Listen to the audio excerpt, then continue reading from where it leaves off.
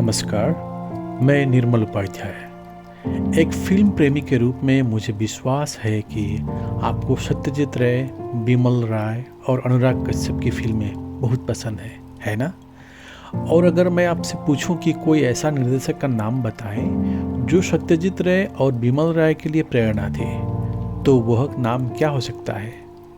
आज मैं आपको एक विशेष निर्देशक और उनकी ब्लैक एंड व्हाइट फिल्म के बारे में ही बताने जा रहा हूँ, जिसे पहले प्रतिबंधित कर दिया गया था। यह फिल्म इतनी प्रभावशाली और क्लासिक थी कि कई प्रसिद्ध निर्देशकों ने स्वीकार किया कि वे केवल इससे प्रभावित हुए थे। उनमें से सत्यजीत रे, केन लोच, जियोर्जियो मंगिमेल, बिमल राय, अनुराग कश्यप, बालू महेंद्र, बैत्रीमारन और बसे चटर्जी ने खुलकर कहा है कि वो कितने मोहित हुए थे। और आप फिल्म का नाम जानना चाहते हैं ना? और वह है द बाइसाइकिल थीव्स। जी हाँ, यह अब तक की सबसे अद्भुत फिल्मों में से एक है।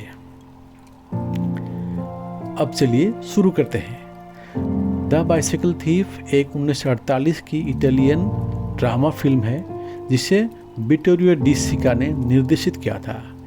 यह एक गरीब पिता की कहानी है जो द्वितीय विश्व युद्ध के बाद रोम में अपनी चोरी हुई साइकिल की तलाश करता है। इटालियन अभिनेता लेबोर्टो मंगियोरेनी और एंजो स्टायोला ने उस फिल्म में निराश पिता और उसके साहसी छोटे बेटे की भूमिका निभाई है। एंजो स्टायोला, जिन्होंने युवा बेटे की भूमिका निभाई, वह अब 85 वर्ष के हो चुके हैं। अब उस फिल्म की कहानी क्या थी, आइए जानते हैं।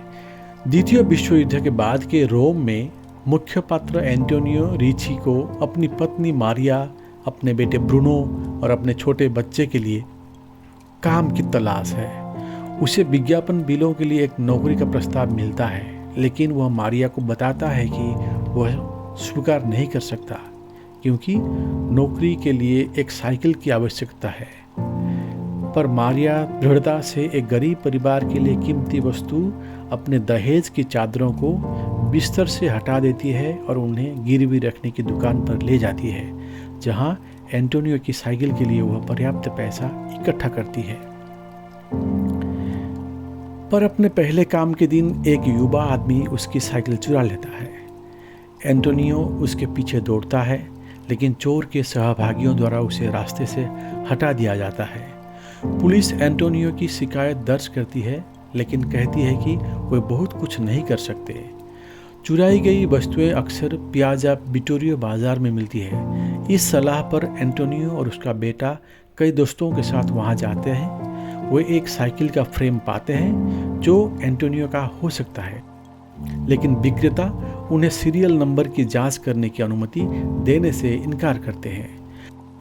बाजार में एंटोनियो और ब्रूनो एक बूढ़े आदमी के साथ एक ऐसे व्यक्ति को देखते हैं जिसे वह चोर मानते हैं। चोर उनसे बच निकलता है और बूढ़ा आदमी अज्ञानता का नाटक करता है।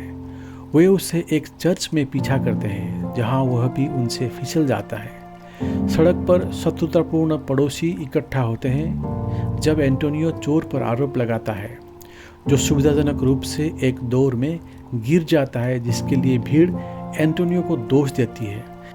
इतने में ब्रूनो एक पुलिसकर्मी को बुलाता है जो चोर के अपार्टमेंट की तलाशी लेता है, लेकिन सफल नहीं होता। पुलिसकर्मी एंटोनियो को बताता है कि मामला कमजोर है। एंटोनियो के पास कोई गवाह नहीं है। एंटोनियो और ब्रूनो निराश में भीड़ की हंसी और धमकियों के बीच चले जाते हैं। उनका घर जाने का रास्ता उन्हें फुटबॉल स्टेडियम की ओर ले जाता है। एंटोनियो एक दरवाजे के पास एक अनदेखी साइकिल देखता है और ब्रूनो को पास के एक स्टॉप पर ट्रम लेने और इंतजार करने के लिए कहता है। एंटोनियो अनदेखी साइकिल के चारों ओर घूमता है और उस पर कूद जाता है। इतने में तुरंत शोर मच जाता है और ब्रूनो, जो अपने पिता को भीड़ पीछा करते, घेरते और साइकिल से खींचते हुए देखकर चौंक जाता है। जैसे ही एंटोनियो को पुलिस स्टेशन की ओर खींचा जा रहा है, साइकिल के मालिक ने ब्रूनो को रोते हुए देखा और एक क्षण की दया में भीड़ से एंटोनियो को छोड़ने के लिए कहता है। एंटोनियो और ब्रूनो फिर एक धक्का मुक्की वाली भीड़ के बीच धीरे धीरे चलते हैं। एंटोनियो आंसू रोकने की कोशिश करता है और ब्रूनो उसका हाथ पकड़ता है।